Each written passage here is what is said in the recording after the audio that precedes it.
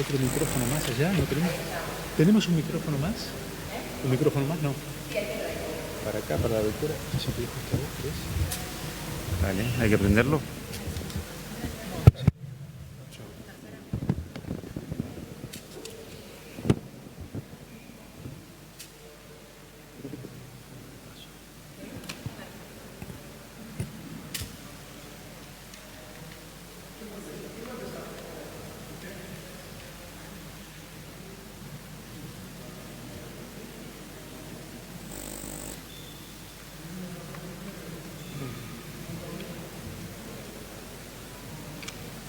Hay que tener...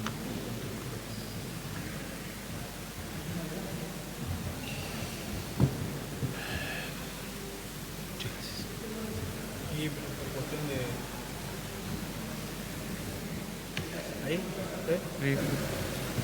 Sí, no podemos. ¿Estamos? ¿Están todos preparados los colegas? Bien. Muy buen mediodía para todo el mundo. Gracias por estar nuevamente en la Casa de Gobierno. Retomando lo dicho por el señor gobernador anoche y como primera parte de esta nueva comunicación con todos los santafesinos y santafesinas, queremos reiterar que no se van a permitir cortes de ruta, que es el camino indispensable para el abastecimiento y la normal alimentación de todos los santafesinos y santafesinas y también de todos los argentinos. Queremos ser muy claros en eso. Una cosa es limitar el acceso al pueblo, como ha ocurrido con algunos jefes comunales, y otra muy distinta es cortar una ruta. En momentos de crisis, en momentos difíciles como nos tocan atravesar a todos los argentinos y al mundo en general, necesitamos apegarnos a la norma y al cumplimiento de la ley. En este sentido, está absolutamente claro cuáles son los alcances de esta normativa. Aquellos que persistan en esta instancia van a ser denunciados penalmente y habrá intervención de la Gendarmería. Seguimos resaltando que tuvimos una gran colaboración y predisposición a cuidar cada uno de estos pueblos por parte de los jefes comunales, de los intendentes. Estamos trabajando codo a codo con el municipio de Rosario, de Santa Fe y con cada uno de los pueblos y comunas de la provincia de Santa Fe. Pero queremos reiterar que aquellos que persistan en esta instancia de mantener cortada una ruta van a ser denunciados penalmente y habrá intervención de Gendarmería, como lo dijimos anteriormente. El caso de lo que ocurrió en Correa, donde en función de lo dicho por el gobernador y la orden emanada del Poder Ejecutivo Provincial, se han iniciado en el día de hoy acciones penales al presidente comunal por el corte de la Ruta 9, poniendo en peligro el abastecimiento y la circulación de servicios esenciales para los santafesinos y santafesinas y también el abastecimiento para el resto de la República. Tenemos una situación similar en la localidad de Sastre. Estamos dialogando y apelando al entendimiento de cada uno de los jefes comunales y en este caso de persistir una medida de carácter unilateral, vamos a operar de la misma manera, esto es, con una denuncia penal según la instrucción del gobernador.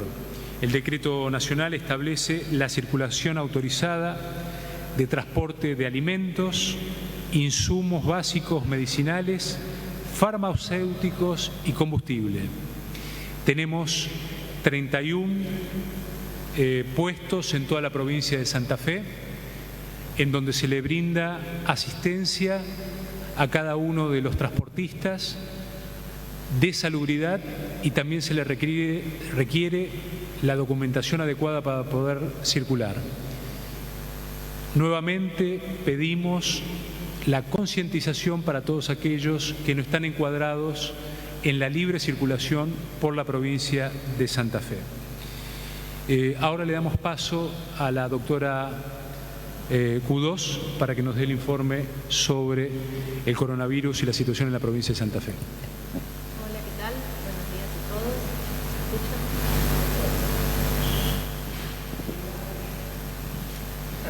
Perdón, ahora sí. Buenos días a todos de vuelta. Es para informar la situación epidemiológica de coronavirus al día de hoy en la provincia, con el corte que se realiza a las 9 de la mañana. Nosotros tenemos notificados 4 casos nuevos confirmados con respecto a ayer, con lo cual suman 43 casos en la provincia de Santa Fe. Son pacientes que tienen residencia en la provincia de Santa Fe, pero 40 fueron diagnosticados acá y otros 3 personas estuvieron atendidos y todavía permanecen internados en otras provincias, en Córdoba, en Buenos Aires y en Ciudad de Buenos Aires. Todos los pacientes, los 43 casos confirmados, a la fecha presentan una buena evolución. La mayoría de los pacientes han tenido un antecedente de viaje fuerte o un contacto con un viajero o con otro caso confirmado. Hay algunos casos, como dijo bien el gobernador ayer, que se encuentran en investigación porque el nexo de haber estado con un paciente confirmado o haber tenido un viaje no es tan fuerte. De todos modos, se considera epidemiológicamente, acordado con Nación, que todavía no estamos con una circulación en la comunidad. Son casos aislados que por ahí no cierran completamente porque fueron contactos de otro caso, pero que uno cuando empieza a investigar un poquito más a fondo se encuentra que sí había tenido un contacto. Por eso esto para poder dar tranquilidad a la población de que no tenemos circulación viral en la población, y así son unos casos puntuales y en general es por alguien que sí había venido de viaje, había tenido poquitos síntomas y no había guardado el aislamiento correspondiente. Y sí tenemos 2 personas también que han adquirido el coronavirus con viajes a provincias que tienen mayor circulación, como ser Chaco y Ciudad de Buenos Aires. Así que esa es nuestra situación actual. 4 casos nuevos con respecto a ayer, 43 total confirmados, todos con muy buena evolución. Tenemos 80 casos que aún continúan en estudio, entran pacientes a consultas día a día y si cumplen el criterio de casos se los estudia. Nosotros hacemos por eso la información diaria, con 2 cortes diarios, informando de estos casos sospechosos. Después nosotros tenemos que ver desde epidemiología si realmente corresponden a casos o no y si se los estudia. Para que todos sepan, lo más importante es que el diagnóstico, estos 4 casos nuevos, fueron pacientes que habían sido estudiados la semana previa, que habían sido notificados y que estaban aislados, pero que habían sido enviadas las muestras al Malbrán y había sido por eso el retraso. No son casos de ahora. Nosotros ahora estamos haciendo el diagnóstico en la ciudad de Rosario, en el laboratorio del CEMAR, y por eso los casos estamos teniendo el diagnóstico mucho más oportuno. Dentro de las 48 horas un paciente tiene el diagnóstico. Y lo que sí les pedimos a toda aquella persona que entra como caso sospechoso y que se le tome una prueba diagnóstica, ya sea un hisopado o un estudio del esputo, que si sabe que es un caso sospechoso tiene que guardar el aislamiento, porque lo que nosotros vemos es estas personas que se consideran sospechosos, tuvieron por ahí una clínica muy leve de fiebre y dolor de garganta, ya se sienten curados y empiezan a hacer vida normal y van al supermercado y demás. Como dijimos el otro día, no, esas personas tienen que aguardar el diagnóstico. Si es confirmado, van a tener que seguir las indicaciones del médico de continuar en aislamiento durante más tiempo. Muchas gracias, doctora. Como había dicho el gobernador, la prioridad estaba en la salud pública, pero principalmente también de aquellos sectores más vulnerables. Por eso hoy nos acompaña también el ministro de Desarrollo Social, Danilo Capitani, para informarnos acerca de las acciones de cobertura social que está llevando adelante la provincia de Santa Fe. Gracias, Alejandro. Buen día a todas y todos. Para poder continuar con el aislamiento que propone el Gobierno nacional y provincial, queremos decirle, informarles que estamos trabajando para lo que es el refuerzo alimentario en cada uno de los hogares. Nosotros queremos que este acatamiento del aislamiento siga siendo de esta manera, por lo tanto estamos garantizando que cada persona se quede en su casa, que no necesite salir a buscar el alimento y el alimento lo tenga en cada uno de sus hogares. Por eso hemos decidido reforzar todo el tema alimentario en nuestros comedores, nuestros merenderos, pero así también en aquellos gestionados por las organizaciones sociales, por las parroquias, por Cáritas, por las iglesias y por todas las instituciones intermedias. También hemos decidido reforzar a cada uno de los municipios y comunas con alimentos y artículos de limpieza a través de una suma de dinero para que puedan hacer estas compras en su territorio y también fortalecer de esa manera el comercio local. Creemos que es importante garantizar que estos recursos lleguen para alimentos y artículos de limpieza. Muchas gracias. Ustedes saben que en el ámbito nacional se ha creado el ingreso familiar de emergencia, el IFE, que es una manera también de cobertura económica para aquellos que están en situación de desempleo, para aquellos que son cuentapropistas en las categorías más bajas, y por eso también nuevamente hemos convocado al director regional del ANSES, Diego Mancilla, para que nos dé más precisiones acerca de cómo acceder a esos beneficios. Gracias, Alejandro. Buenos días a todas y a todos. Bueno, primero volver a repasar, ya lo hicimos el día martes, pero repasar nuevamente quiénes son las personas que están habilitadas para poder iniciar con la preinscripción del ingreso familiar de emergencia. Y remarcar una cuestión: para determinar quiénes reciben esta prestación se va a tener en cuenta el grupo familiar, o sea, el grupo familiar va a tener que cumplir con los requisitos, que son ser monotributistas categorías A y B, encontrarse desempleados, tener un trabajo informal, o bien ser beneficiario de la asignación universal por hijo o de la asignación por embarazo, y también para el personal doméstico, para aquellas personas que trabajan en casas particulares. Deben ser argentinos o residentes con una residencia como mínimo de 2 años en el país, entre 18, que tengan la edad de 18 a 65 años. En cuanto a cómo acceder a la inscripción de este beneficio, en el día de ayer pudimos confirmar cuál va a ser el soporte tecnológico. Se va a hacer vía web mediante la página www.anses.gov.ar. Allí van a encontrar un link para hacer la preinscripción, que es muy sencilla. Solamente tienen que ingresar primero su DNI. Una vez que ingresan su DNI, luego van a tener que completar unos datos que son básicamente el nombre completo y el CUIL de cada persona. Ahí van a recibir una confirmación de si fue aceptada esa prescripción. Nuestro organismo, el ANSES, va a hacer un cruzamiento de datos con la FIP. Vamos a hacer un análisis muy rápido de la situación socioeconómica, patrimonial del grupo familiar, y luego nos vamos a contactar nuevamente con los preinscriptos para que aquellos que están bancarizados puedan poner su CBU, su cuenta bancaria, para luego hacerle la transferencia allí.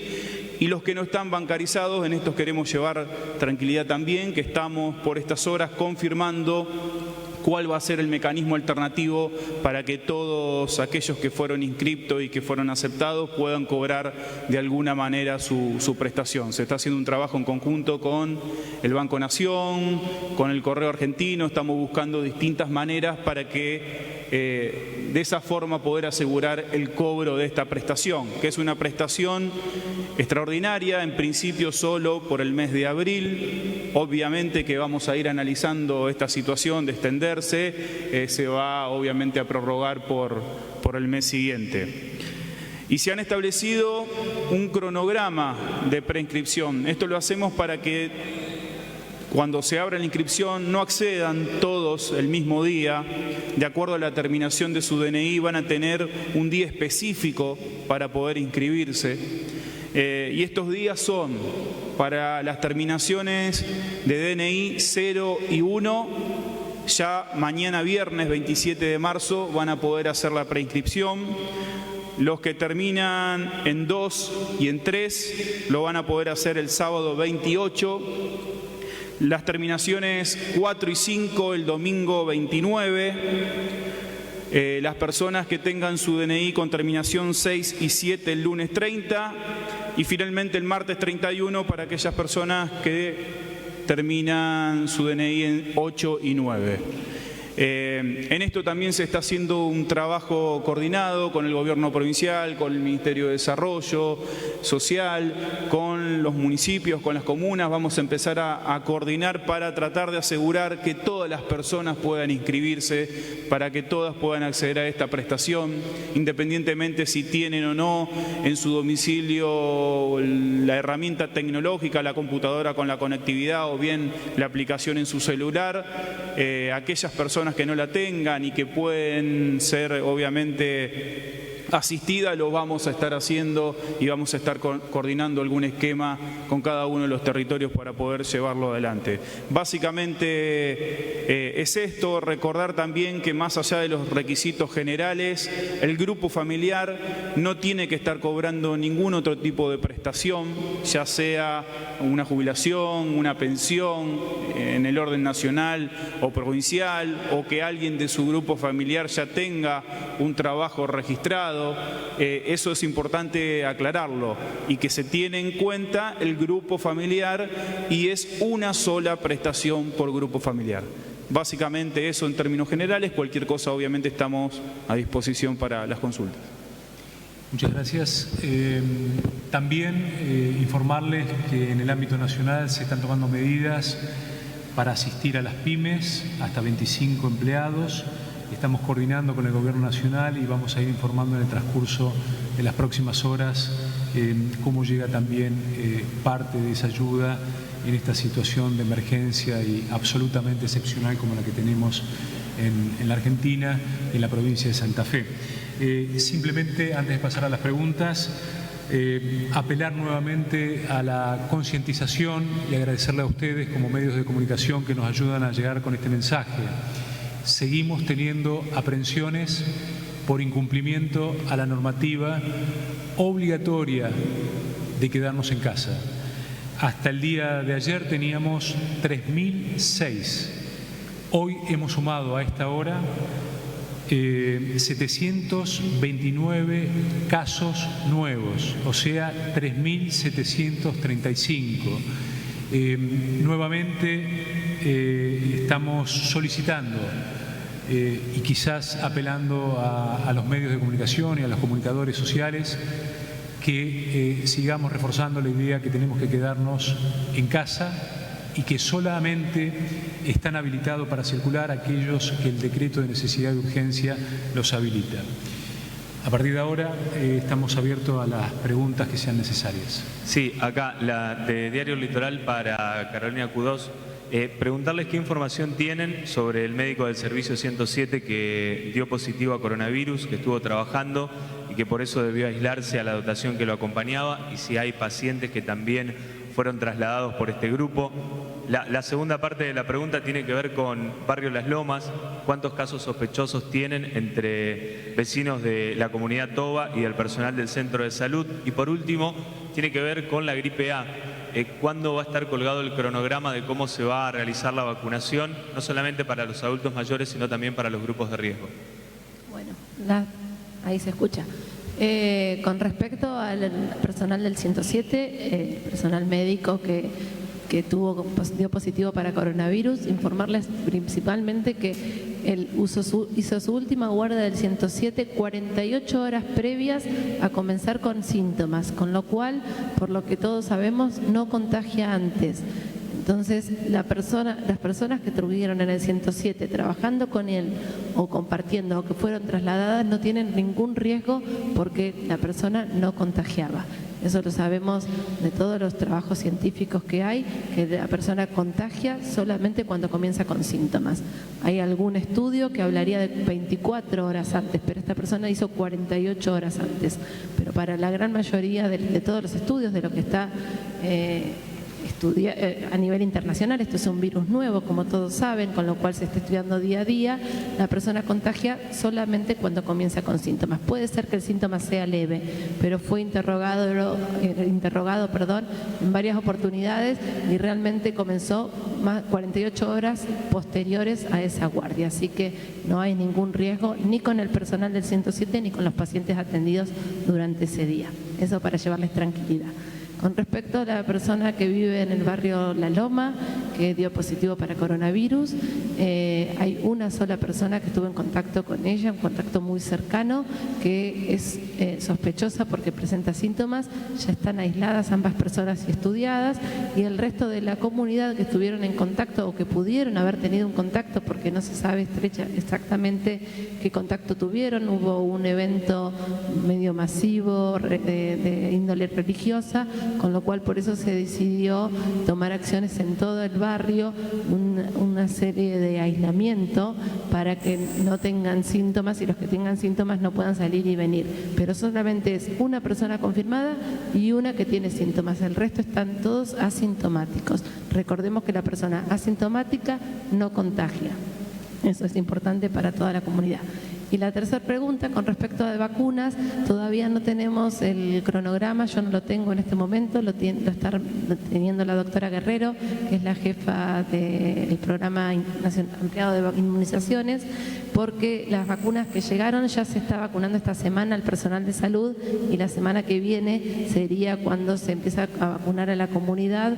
Ni bien lo tenga, prometo que lo vamos a subir para que lo tengan todos. Buenas tardes, para Radio M, Grandinetti. La consulta tiene que ver con lo que mencionaba de municipios y comunas, en los ingresos y también en las rutas. Si ya tienen contabilizados cuáles son los que están cometiendo estas infracciones, si han podido conversar con ellos ya como para advertirle de lo que le puede venir en cuanto a las instancias que comentaba usted, si ya tienen un panorama y si ya han tenido conversaciones. Gracias. Sí, efectivamente tenemos el panorama, hoy es de normalidad. Ayer el gobernador comentaba la diferencia entre control de ingreso a los pueblos o localidades e interrumpir una ruta nacional o provincial. Son dos situaciones totalmente diferentes. A esta hora, incluido en la ruta 9, ya se ha liberado el paso. No hemos encontrado ninguna otra ruta que esté cortada. Seguimos en diálogo permanente, el secretario de Comunas y Municipio, Freire, está en contacto y monitoreo permanente de esta actividad. Y como decía al comienzo, tenemos una situación en Sastre de una ruta provincial, que es la ruta 64, y que le estamos solicitando que, más allá de controlar el ingreso, de realizar algún tipo de precaución, como lo estamos haciendo en los 31 puestos sanitarios que estamos desarrollando a lo largo y a lo ancho de la provincia de Santa Fe, por la seguridad de los habitantes de los propios pueblos o comunas y por la seguridad de todos los santafesinos, tenemos que dejar liberadas las rutas. De no cumplirse, vamos a seguir actuando como lo indicó el gobernador, esto es con acciones penales y, bueno, si es necesario, pasar a otra instancia para liberar lo que es una ruta nacional que, como todos sabemos, está absolutamente prohibido entorpecer la circulación. A Carolina. En primer lugar, si podemos clarificar el tema de la circulación local. Ayer la verdad es que nos preocupamos todos y me parece que los funcionarios y el gobernador también hablaron con preocupación sobre el comienzo de la circulación local a partir de casos de personas que no habían viajado ni habían tenido contacto, y usted acaba de decir que se profundizó la investigación de esos casos y que hoy hay que decir que no la hay, entonces me parece que es pertinente que eso se aclare. Bueno, por eso es que lo quise aclarar, porque sé que hizo ruido, son personas que cuando uno en el primer interrogatorio no tuvieron ningún contacto y luego cuando los va a interrogar estuvo en contacto con una persona que vino de Bélgica, que vino de Italia, que vino de Francia, pero esa persona estaba asintomática, entonces no es que no estuvo en contacto con nadie. Y después sí tuvimos un solo paciente que aparentemente no tuvo contacto, que fue un paciente que presentaba una patología de base, que es una insuficiencia renal crónica, pero es un caso aislado, y después los otros habían viajado o a Buenos Aires o a Chaco. Por ahí Chaco nos estaba informando que la transmisión local ellos lo tenían en Resistencia, y es esta persona de Barrio La Loma que había estado en la localidad de Castelli. Por eso cuando uno puede investigar, bueno, vemos estos casos. Son realmente casos muy aislados, por eso que podemos decir que son casos puntuales, que cuando se los investiga muchas veces se encuentra, y que por eso no es adelantarnos a decir hay circulación local. No estamos en esa instancia. De todos modos, nosotros estamos siendo amplios en el criterio. Esto quiere decir que si una persona no viajó pero los síntomas son completamente de coronavirus, o tiene un antecedente de que estuve con una persona de viaje que decía estar asintomática, por ahí los síntomas son muy poquitos, es una febrícula, es un poquito de dolor de garganta, y la persona no lo jerarquiza y no dice que estuvo asintomática y en realidad sí tuvo el síntoma. Entonces, por eso son muy pocos los casos, no tenemos circulación en la comunidad. Y también lo otro que se está estudiando es todo paciente, eso por protocolo nacional, que se interna en forma grave por una causa respiratoria, esa persona se estudia.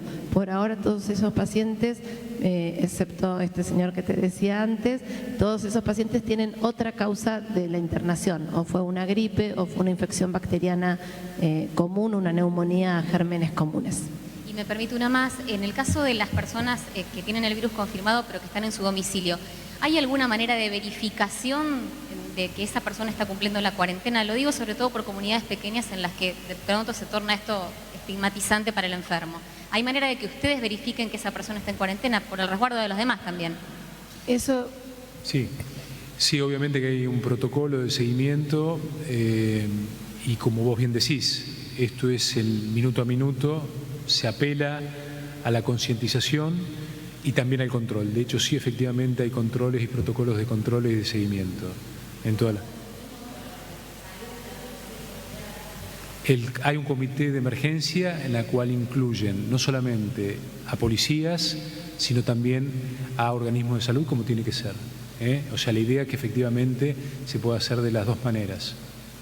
Si hago una aclaración, lo importante es que ante un caso confirmado, el que no puede salir del hogar es el caso confirmado.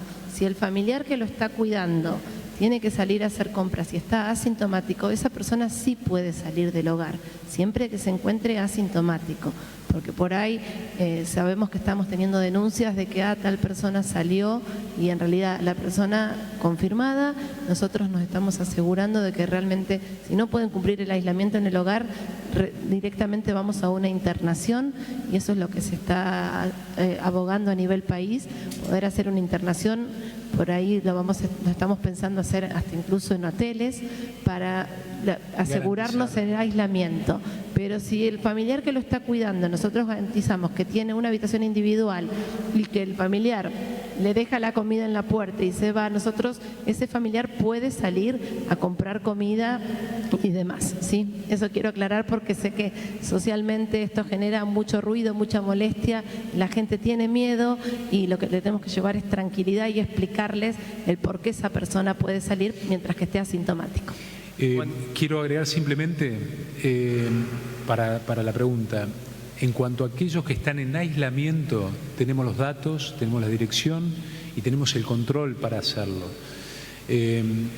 Han ingresado más de 12.000 personas en los últimos, desde el 15 de marzo hasta aquí, de santafesinos a la provincia de Santa Fe. Sería materialmente imposible que pongamos un policía al lado o un... De los confirmados, no, exactamente. En el mismo caso de los confirmados que se le dio el alta del centro asistencial, allí es donde efectivamente hacemos el control. Buen día para todos. Mariano de 5R. Para Mansilla, sobre el ingreso familiar de emergencia, si se establecen topes en cuanto a los bienes personales y se puede detallar cuáles son en cuanto a esos bienes personales los topes para este ingreso.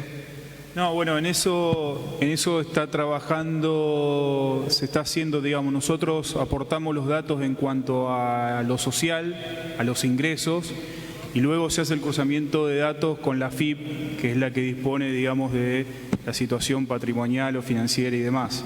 Obviamente que la medida está direccionada para aquellos sectores más vulnerables que no tengan una situación patrimonial, digamos, que hagan, que no sea, digamos, a ese sector por la cual va dirigido. Obviamente que en eso se va a hacer un trabajo conjunto entre el ANSES, que como te decía dispone los datos en cuanto al grupo familiar y los ingresos y las prestaciones que recibe, con la FIP, que será la que determinará en cada caso cuáles son aquellas personas que cumplen patrimonialmente con los requisitos. Y ya que me preguntás esta cuestión, quería aclarar que me había olvidado anteriormente de hacer lo que es importante, porque estamos hablando de un universo de personas realmente importante, que aquellos beneficiarios de la asignación universal por hijo y de la asignación por embarazo no tienen que realizar ningún tipo de trámite, no tienen que inscribirse, automáticamente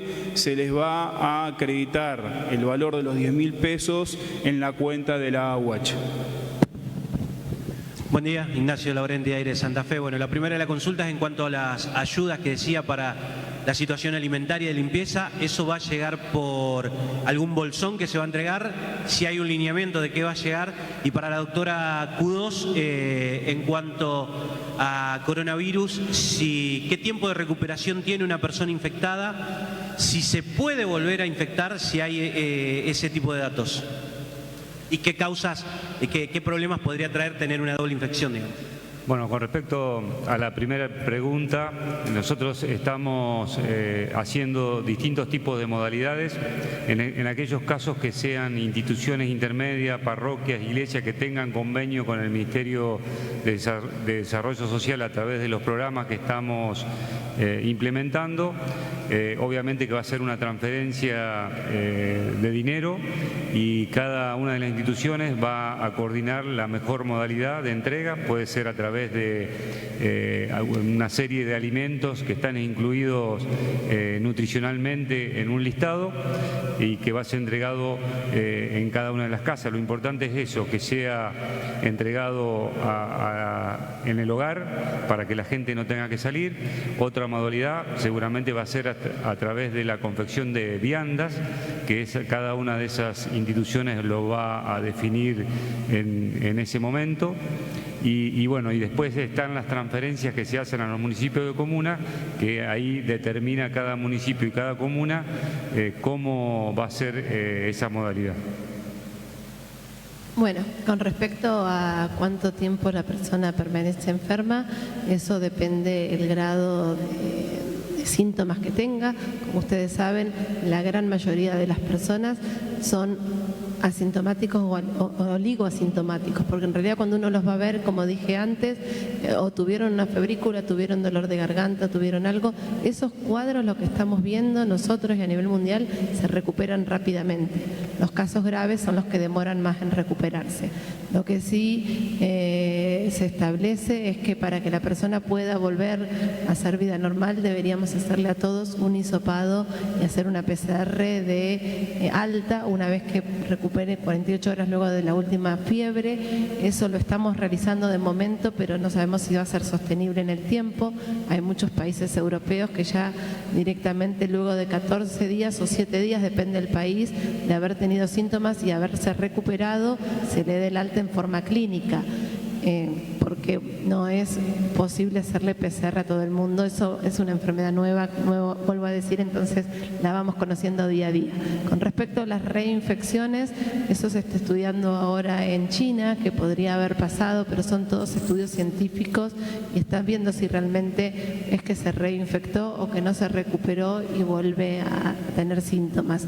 Normalmente con un coronavirus que sería único, que no ha tenido grandes mutaciones, una persona cuando tiene una enfermedad, como por ejemplo nosotros tuvimos varicela, una persona que tiene varicela en infancia, como hay un solo tipo de varicela, luego no la vuelve a tener. Bueno, esto debería ser igual con este coronavirus. Uno podría tener un coronavirus diferente, pero todo eso está en estudio científico, así que no puedo ser certera en tu respuesta. Disculpa. Bueno, muchas gracias a todos. Nos volvemos a encontrar en el segundo parte de la noche. Muy amable. Gracias. Gracias.